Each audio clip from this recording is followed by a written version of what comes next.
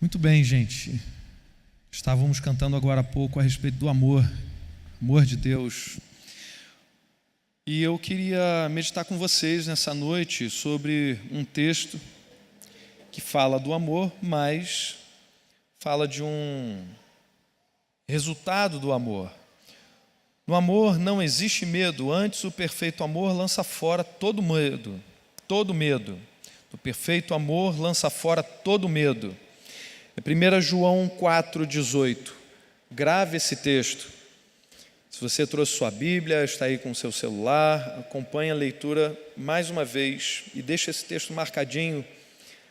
Vai meditando não só hoje, mas separe esse texto para você meditar durante a semana que vai começar amanhã, semana todinha.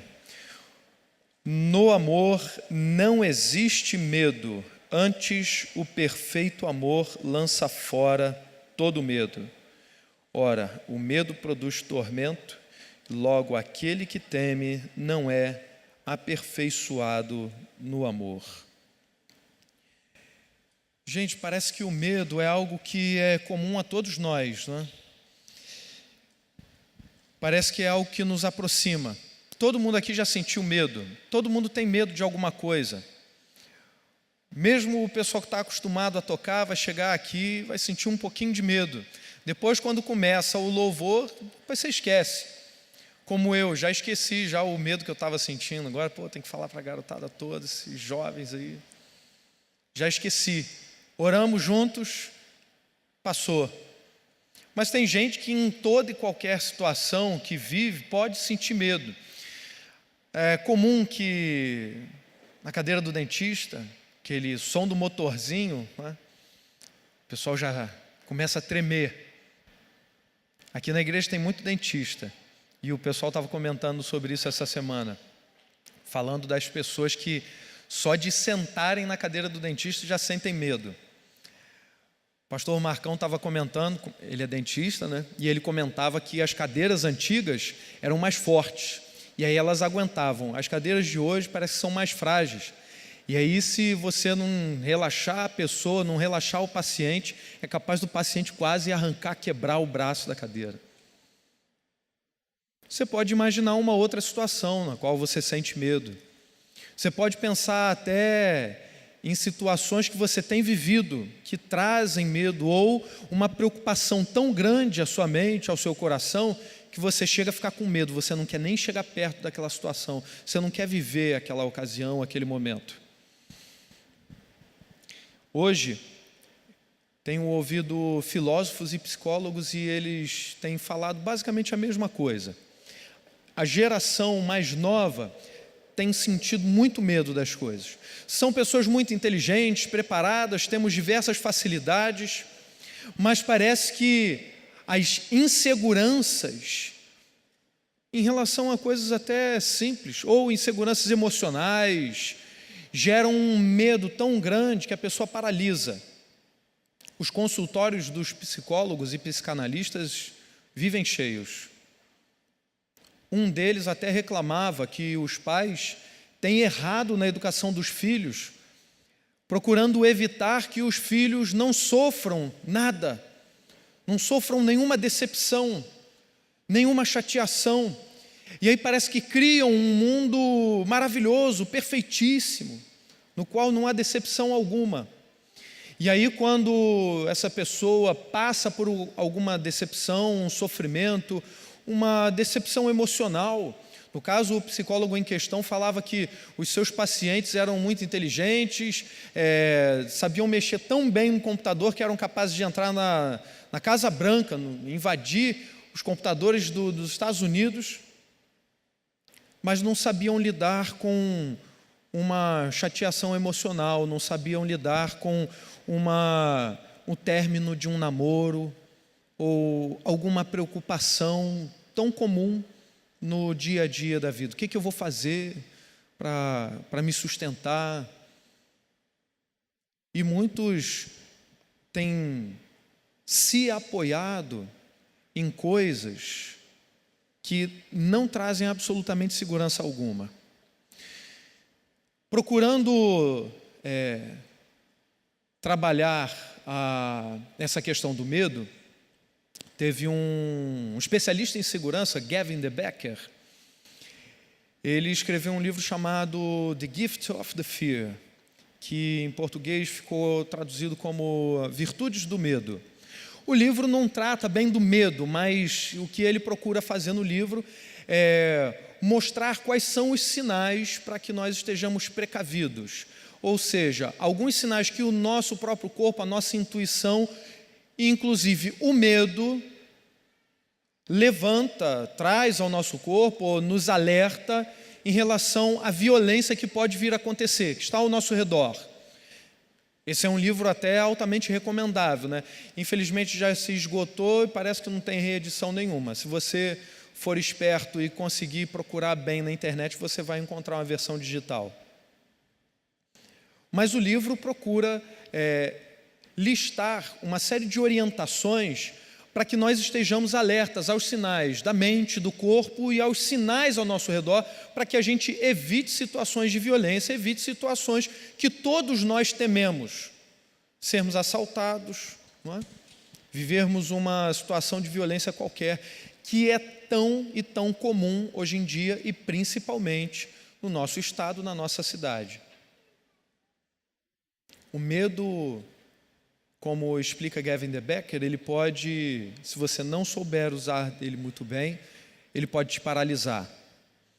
Para os aficionados em Star Wars, devem lembrar daquela frase que se tornou lapidar, a frase do mestre Yoda: o medo é a passagem para o lado negro da força. E aí ele diz, porque o medo produz raiva, a raiva produz ódio, e o ódio leva ao sofrimento. Oh, mestre Yoda, cheio de verdade, só que não. Até um pensador, a filosofia política, ficou muito famoso também por falar do medo, mas ele pretendia usar o medo como uma ferramenta de poder, de controle, de manipulação. Foi Maquiavel. Maquiavel disse que é melhor ser temido do que amado.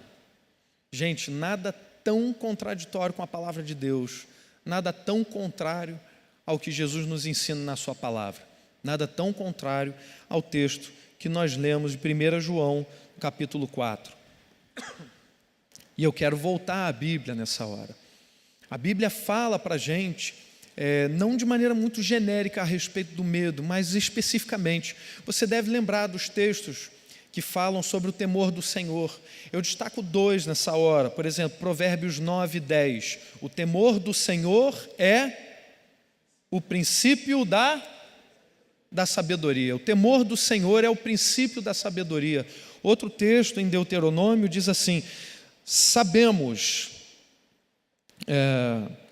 que Deus ordena ao seu povo o temor, né? Temer ao Senhor. Agora, pois, ó Israel, que é que o Senhor teu Deus requer de ti, senão que temas o Senhor teu Deus, que andes em todos os seus caminhos e o ames e sirvas ao Senhor teu Deus de todo o teu coração e de toda a tua alma, que guardes os mandamentos do Senhor e os seus estatutos que eu hoje te ordeno para o teu bem.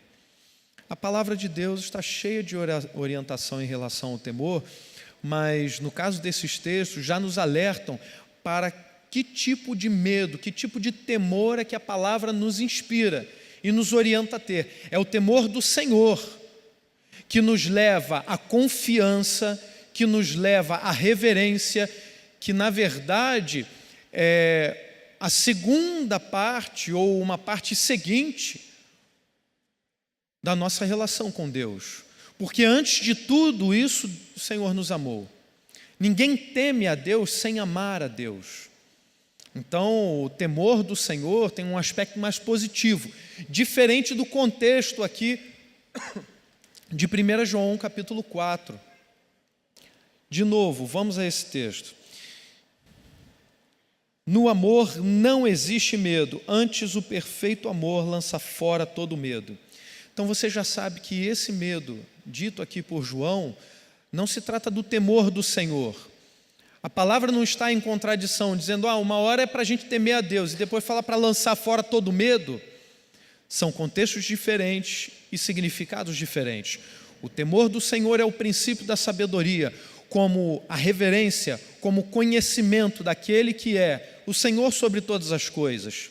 E nós só tememos a Deus porque antes Ele nos amou e assim nós o amamos. E aqui, no caso, quando lemos verdadeiro amor lança fora todo medo, se fala aqui do temor que na verdade tem um fundo na desconfiança. Por não confiarmos, não temos esperança. E assim, desesperados, esse medo que o amor lança fora é aquele medo que nos paralisa, é aquele medo que nos trava, é o medo que nos confunde, é o medo que o inimigo fica inspirando a nós, fica lá no nosso ouvido dizendo: ih, rapaz, esse negócio não vai dar certo, você vai mesmo fazer isso? Quantos de nós já não enfrentamos, ou constantemente, não só no passado, mas agora mesmo a gente não enfrenta uma situação como essa? Você não precisa ser um lutador, não é, profissional, enfrentando constantemente situações de violência, você sempre face a face, cara a cara com um inimigo, com um adversário. Talvez você enfrente situações mais simples, seja no trabalho, seja na faculdade. Às vezes é um professor que pega muito no seu pé, ou uma matéria assim muito difícil, e aí você estuda como um condenado, e chega lá na hora você tem medo de não passar, não vou conseguir. E geralmente a nossa mente responde de maneira negativa, né? Não vou conseguir, não vai dar certo. A nossa mente vai nos traindo, né? Parece que é ainda aquela coisa do pecado que ainda fica militando, coisa da carne que milita em nós. Tem nada a ver com a mente de Cristo, tem nada a ver com esse verdadeiro amor que lança fora todo medo. Todos aqui somos crentes, assim, espero em Deus, mas mesmo assim, a gente passa por essas situações. Eu mesmo comecei aqui a meditação dessa noite confessando a vocês um temor, né? Um medo. Poxa vida, vou subir ali no púlpito, falar para esse pessoal. Pô. É muita responsabilidade. Será que eu meditei tempo suficiente no texto? Será que eu escolhi as melhores palavras? Será que eu organizei a mensagem de maneira correta? Mas no final das contas, o que a gente tem que fazer é entregar tudo a Deus. Fazendo a nossa parte, claro, entregar tudo a Deus. Esse perfeito amor que lança fora todo medo, ele vai tirando essas distrações da nossa mente e do nosso coração e faz com que a gente esteja olhando para Cristo, porque é quem verdadeiramente importa. Faz com que a gente esteja sempre lembrando que, em primeiro lugar, a gente tem que buscar a Deus. Buscar o reino de Deus e a sua justiça, e todas as outras coisas são acrescentadas. Porque aí a gente não vai apenas entendendo, mas vai experimentando que fora Deus tudo é secundário, tudo é secundário. E quando a gente busca de verdade Deus em primeiro lugar, busca Deus em oração, busca Deus na sua palavra, busca o reino de Deus, todas as outras coisas são acrescentadas de verdade. E a gente vai experimentando que sim, o verdadeiro amor lança fora todo medo.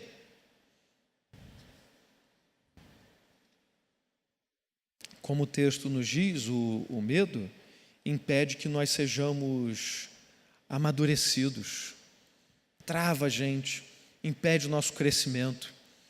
Ninguém aqui quer isso.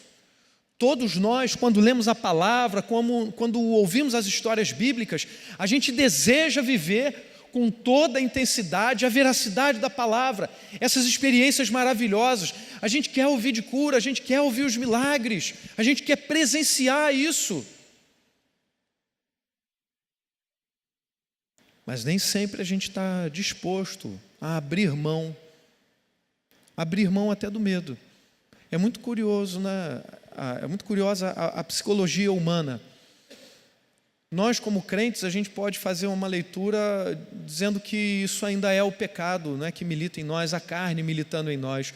Como é que a gente pode sentir prazer ou se apegar a algo tão negativo como o medo? Mas isso acontece. A gente pode até usar o medo como desculpa para não assumir responsabilidades maiores. Porque pode ter certeza, vindo o aperfeiçoamento no amor de Cristo, a gente não pode se dar o luxo de cometer erros que a gente cometia no passado.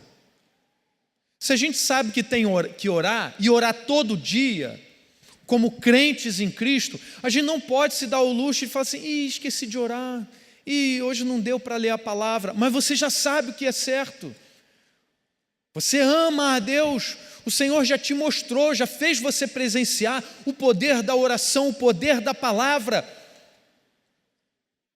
Aí a gente se apega às inseguranças. Não, parece uma coisa esquisita, mas tem gente que justifica um relaxamento, uma frouxidão espiritual ou devocional com medo. Fico com medo de Deus. Eu lembro de um amigo, que dizia assim: eu tenho medo de pedir mais fé a Deus, que Ele pode me dar. E aí, me dando mais fé, Ele vai me cobrar ainda mais.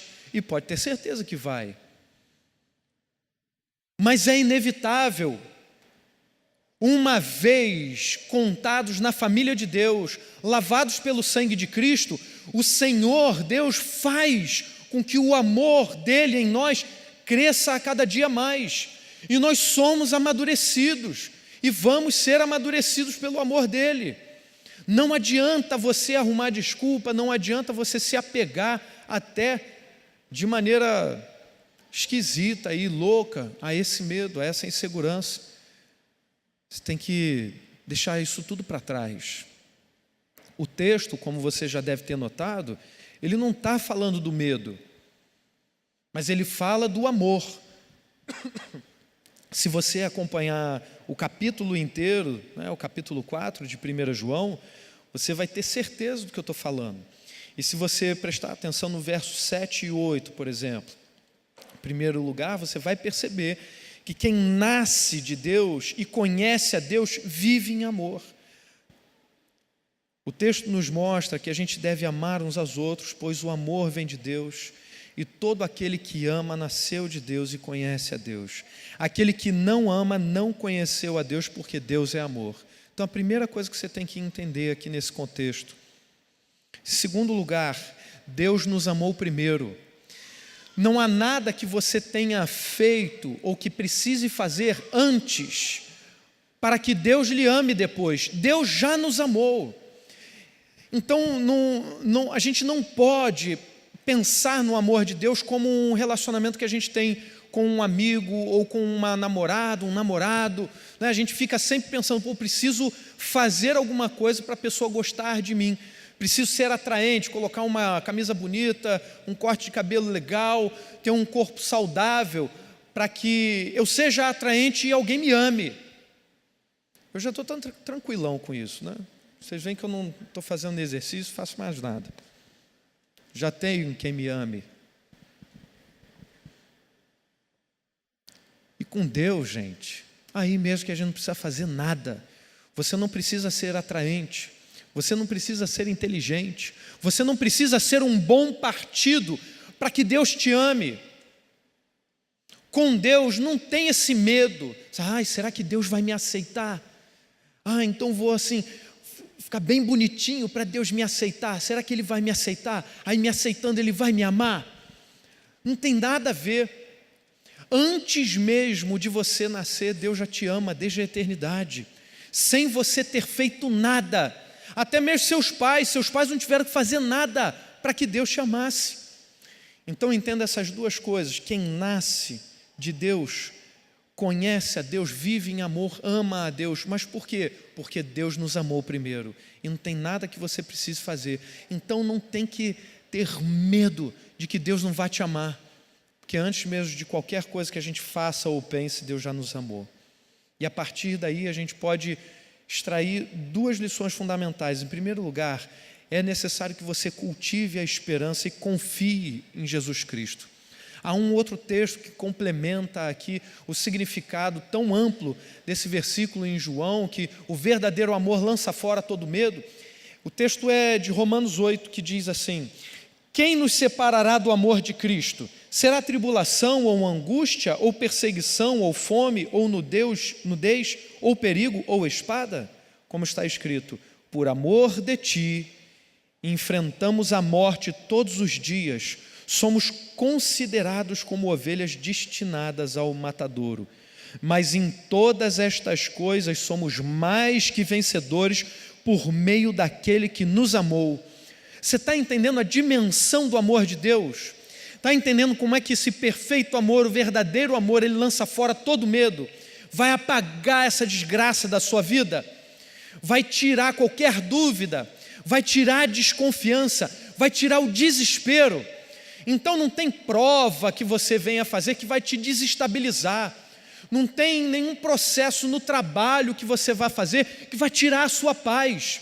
Não pode vir crise, seja política, material, social, que venha sobre a vida do crente, que vá tirar a sua esperança, porque o verdadeiro amor lançou fora do nosso coração todo medo. A gente precisa lembrar disso todo dia. Quem pode nos separar do amor de Deus? Quem pode? Quem pode nos separar agora de Cristo Jesus? Ninguém, gente. Essa pergunta que Paulo faz aqui é retórica. Quem nos separará do amor de Cristo? Será tribulação, angústia, perseguição, fome, nudez, perigo, espada? Nada, absolutamente nada. O que você está esperando? O que você está esperando para tomar posse? Tem igreja que gosta, né? Tome posse, tome posse. Entenda essa palavra e experimente essa realidade na sua vida. O que você está esperando para insuflar, encher seu peito, erguer a cabeça e vencer o mundo, que é o que João está fazendo aqui? Sabe por que ele está falando que o verdadeiro amor lança fora todo medo?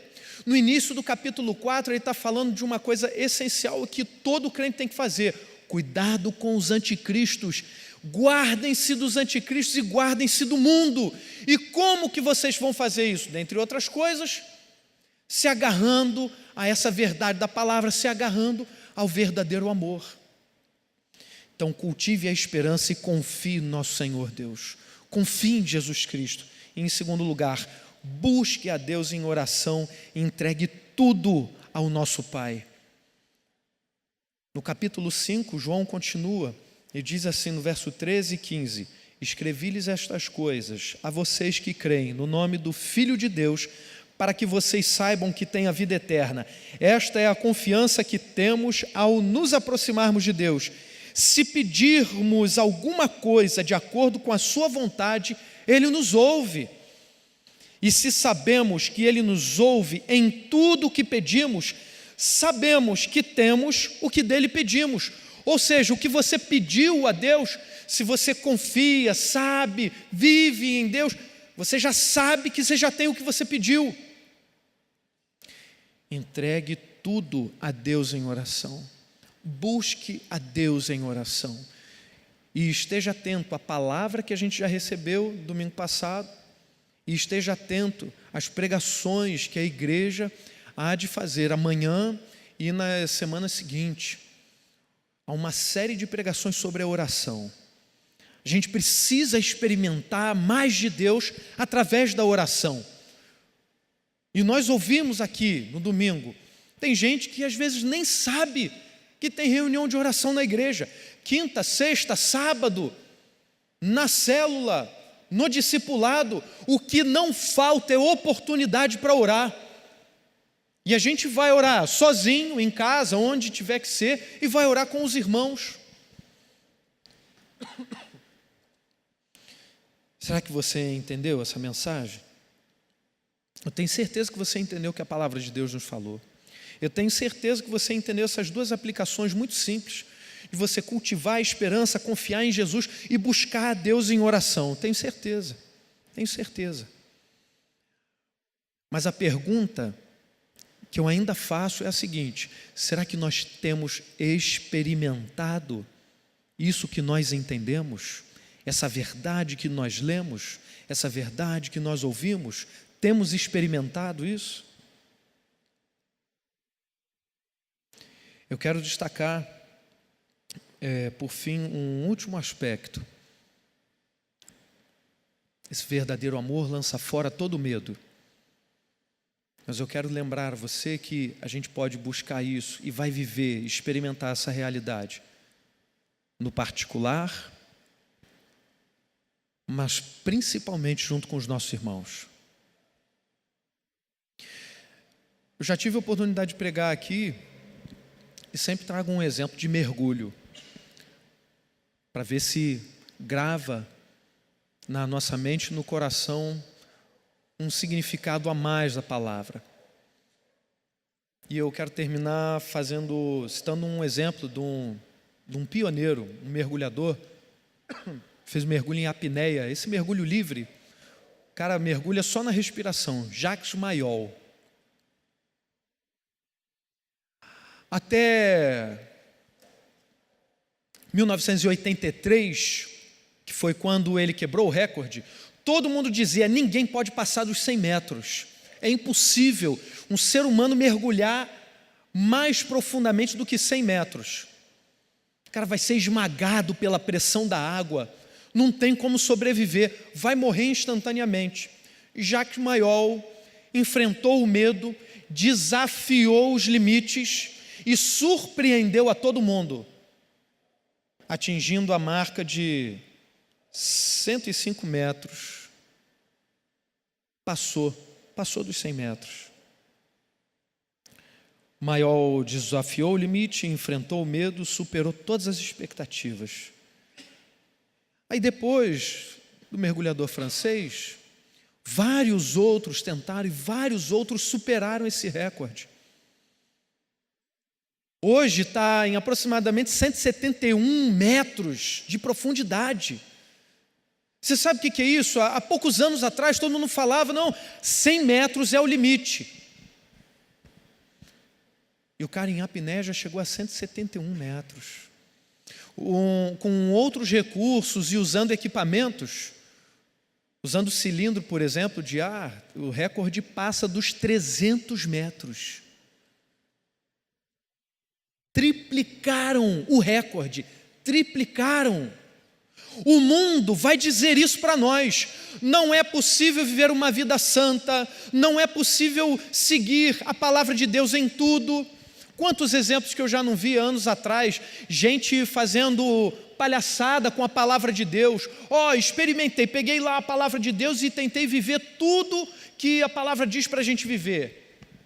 Aí o cara fez chacota, falou: não dá para deixar de comer camarão, o cara dizia.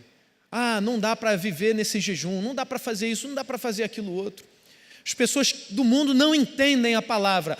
Nós, pela fé, recebemos o Espírito Santo de Deus e a gente não só compreende, mas a gente vive. Mas o mundo vai continuar falando.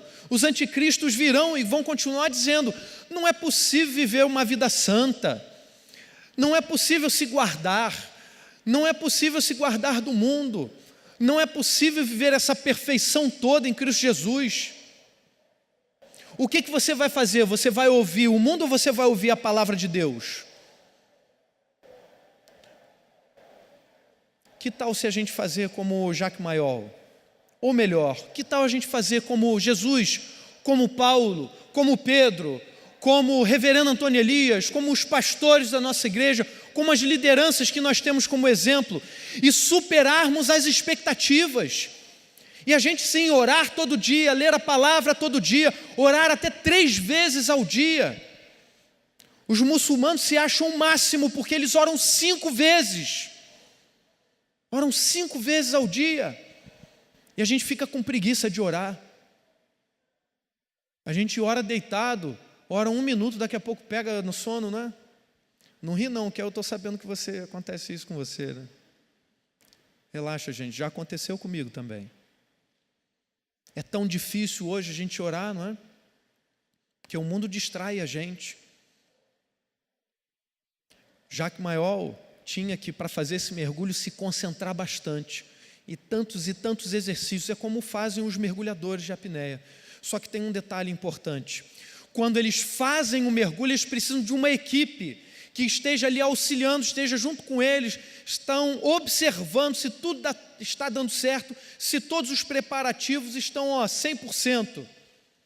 Então, se você tem dificuldade, se você tem medo, se você quer mais de Deus e superar todos os limites, e aí viver uma vida de oração intensa, de meditação na palavra, uma vida santa, não faça isso sozinho.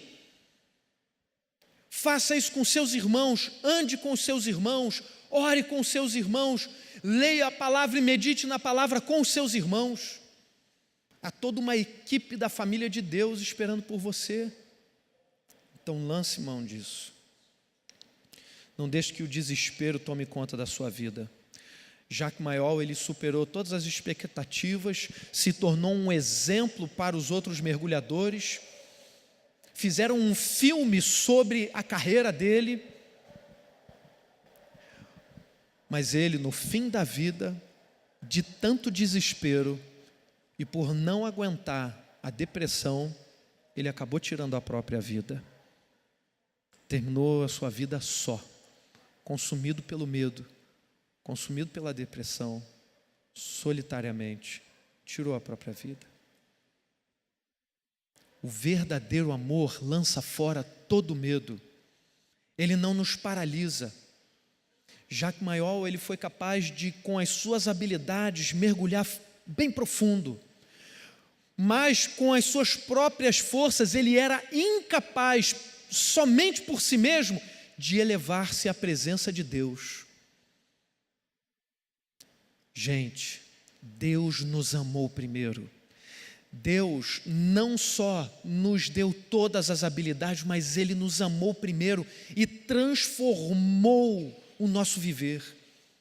E Ele sim é capaz não só de nos levar às profundezas de uma vida de oração intensa, mas de nos elevar aos céus, para que a nossa mente não seja corrompida pelo mundo e não ande conforme o mundo, mas nós, ainda que pisando aqui na terra, sejamos como os cristãos antigos, que eram conhecidos como cidadãos do céu, porque suas cabeças estavam na eternidade. Então deixa Deus elevar você à sua presença. E eu quero que você ore comigo nessa hora. João diz: escrevi-lhes estas coisas a vocês que creem no nome do Filho de Deus, para que vocês saibam que têm a vida eterna. Esta é a confiança que temos ao nos aproximarmos de Deus. Se pedirmos alguma coisa de acordo com a sua vontade, Ele nos ouve.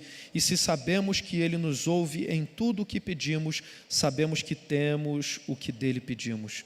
Se alguém vir seu irmão cometer pecado que não leva à morte, ore, e Deus lhe dará a vida.